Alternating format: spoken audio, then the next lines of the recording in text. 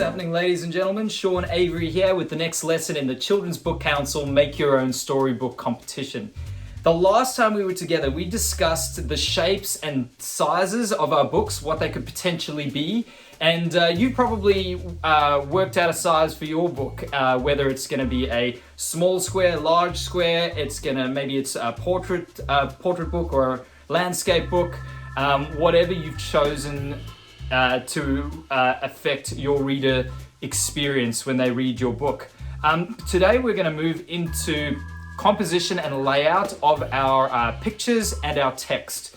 Now, when we talk about composition and layout, we talk about how the pictures and the words sort of fit together on the page and how we vary up what the pictures look like.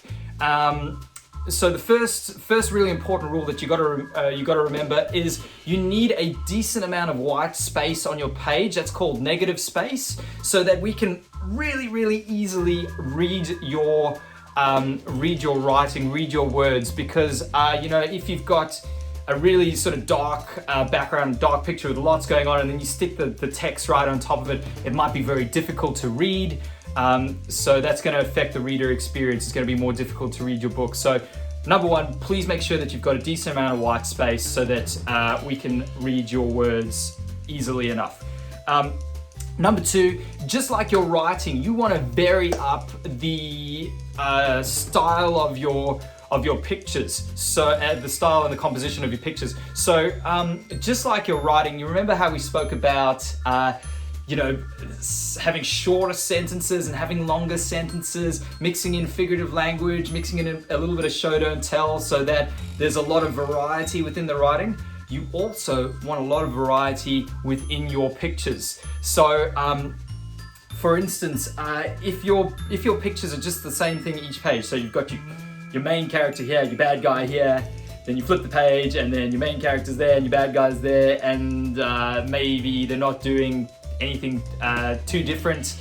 It might be a little bit boring. It doesn't have that much variety, but maybe if you've got your main character here, your bad guy here, you flip the page and then it's a nice close-up to see their faces and they're looking really angry at each other, kind of like a movie. So you know how movies sort of jump from close-ups to faraway shots to medium shots to front-on shots or bird's eye view shots. So all those kind of things, you want to vary up those shots as if you were almost directing a movie, and each page is a different viewpoint to really keep the interest high for your readers. Now, I'm going to go to my desk and I'm going to show you some examples of how I pace out my books and how I vary the illustrations so that there's a lot of visual interest. And in the links below, I've also put some links to some great tutorials on how to compose some of your pictures. Without further ado, let's go to my desk and let's check out some compositions. This is my picture book, Cobb's Cloud, about a little boy who catches a pet cloud, but the cloud is not so smart. I'm going to show you how I change up my illustrations from page to page to create visual interests and to keep the reader guessing. Over here, I opened up with this is Cobb, and you can see straight away something strange is happening. He's being dragged sideways, and when you turn the page, and here's Cobb's Cloud. So it's kind of like a cliffhanger there, isn't it? So flicking to the next page, you see Cobb asking his parents if he's allowed to keep a pet cloud, and then he's like looking all happy and cheerful, and the next page he's looking all haggard because he's just been dragged through a bunch of cactuses. So we move again to a medium shot of him pulling a ball out of his pocket. He wants to play fetch with his cloud, and then we have a distance shot, and then it goes to a medium shot again. So I'm constantly mixing up the shots. We get a little bit of a closer up, and then we move to a further away. So we've got like half body here, then we've got full body there, and then we have a little bit of a close up. So you can see it's changing all the time. So this page over here, we've got like just one picture. This page, we've got 1, 2, 3 pictures on the same page, and then one big one over here. So I'm constantly varying up the compositions and the layouts of my designs, and also the textures in the background. And we move from a medium shot here straight to a really angry close-up. And then we move further away again in the next shot, where he's feeling a little bit sad, and then we move back up to him again. So it's kind of like a movie, the way that I keep jumping between shots. So here it's looking a little bit sad, a little bit morose, everything's kind of washed out and grey, and then suddenly he's surprised. So we've switched from morose and grey, and then we shock the reader with sudden surprise and disbelief over here. And we have some elements of it further away there, and then we move back to a close-up. So you get my point, guys. We keep on switching back and forth between different shots to create almost like a movie experience. Let's have a look at Herman and Rosie by Gus Gordon. This guy, absolute hero of mine, does the most amazing illustrations. This is set in New York City, so there's lots of great sort of city scenes, and the characters are meant to... the book's quite big, and he does the characters quite small a lot of the time to show them being lost in this massive city scene. So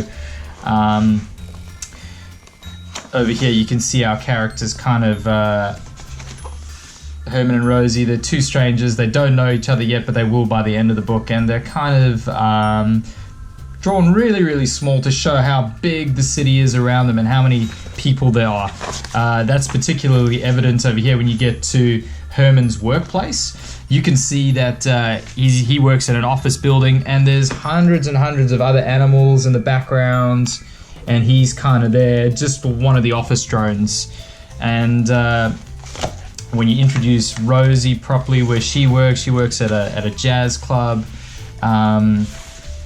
You can see that Herman and Rosie, they kind of have opposite situations here, and that's quite nice, that contrast. So you've got a really busy office over here, where Herman is sort of 1 out of hundreds, and then over here at the jazz club, not many people go to the jazz club, and you can see all these open sort of seats over here, and the duck, he's kind of, what's he doing? He's just sort of reading a newspaper there. He's not even really watching the music that's happening. He's not really that into it. So really nice contrast over there. So think about that. How can you jump from one thing to another? Can you change the mood suddenly, or have things that are opposite each other? A really nice book on composition ideas. So all of that sort of stuff, that's all about composition. It can be found in this book over here, How to Think When You Draw. Now, I'm going to put the link in the description down below, because even though this is a book with all these drawing tutorials, all of these tutorials can actually be found online for free. So you just need to go on to click on the link and then search for composition ideas, and it'll give you heaps and heaps of ideas on how to create different compositions. Here's foreground, midground, background sort of compositions. This tutorial here shows you how to maybe frame a scene that's inside, with different angles to show where your characters are standing. There's quite an interesting section about creating or using negative space, which I find really handy. So negative space is the space around your words. So it gives examples here. It's saying how using negative space can help your reader sort of focus in on things that are really important. So this little paragraph over here is really quite difficult to read because it doesn't have any space between the letters, but this one over here, much easier to read because you've got a little bit of space in between those letters. So when you're doing your drawings, think about where you want the text to lie, because you want a little bit of negative space around them so that you can read it easily. Or if you're doing drawings, you want your most important parts to really stand out. So over here you can see an example that the author Lorenzo Etherington's done. The fruit bowl is meant to be the focus point, but you can see that everything around the fruit bowl, there's a bit too much detail, so it makes it a little bit too busy. So the way to do that is maybe just pull away on some of the detail so you can see that fruit bowl a lot better. So yeah, lots of really great ideas on composition. Here's some cool ideas for shadows. Shadow compositions are really cool to make things a little bit more mysterious. These are great examples of some comic book covers. So you can see all the examples that you can use for a really striking cover design.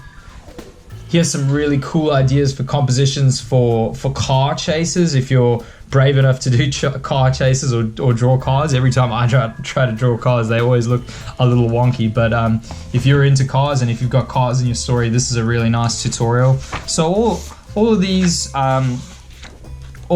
examples, I'm not going to go through them all now. You can go online and check them out and see if there's something handy there for you to use. And there you have it, guys. A whole bunch of different composition styles and composition tutorials for you to take a look through and to help you plan your illustrations. Now, for homework, as usual, make sure that you are reading plenty, and especially if you're reading picture books, make sure that you are checking out what some of your favorite illustrators are doing and how they're composing their pictures. You can get some great ideas, some great inspiration from them to inspire your own compositions. Obviously, keep on sketching. Make sure that you've got those thumbnail sketches all sorted for next time. And that's pretty much it. Happy creating, guys. Happy reading. I'll see you all for the next lesson.